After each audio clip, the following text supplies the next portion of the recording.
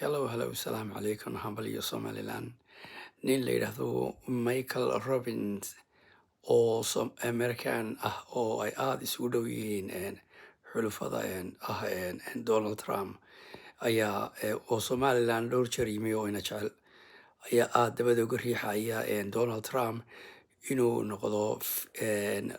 fiisadka labaad uu ku degayo wadamada Sacuudi Arabia markuu tago ka ku xigaan uu noqdo Somaliland si marka uu ku dhawaaqo oo saxiixa Somaliland recognitionkeeda haddii ilaahay ka dhigo ninkaas aada uga riixaya wuxuu yidhi ninkaasi waa si looga hortago Chineska waa in Somaliland la tago wuxuu also yidhi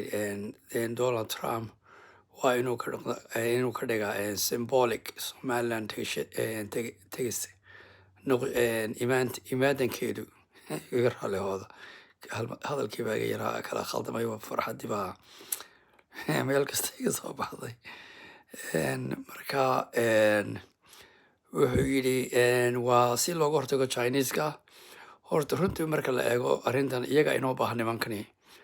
inaguna waynu baahan laakiin iyaga aada inoogu baahan waxay doonayaan berberiso moogid marka ninkaas aad buu dabada uga riixaya waa kii mar horena uu yidhi Donald Trump anigu waxaan dhegaystaa aan wax ka maqlaa nimanka igu dhowdhow ninkana waa nimanka aada ugu dhowdhow wuxuu ku soo gabagabeeyey hadalkiisii opportunity waxa weeyaan it's hard to miss wuxuu leeyahay waa in adigu waa aada iyo aad bay ugu fiican tahay buu leeyahay in Amerikaanku tagaan Somaliland weliba Donald Trump uu ka hadlaya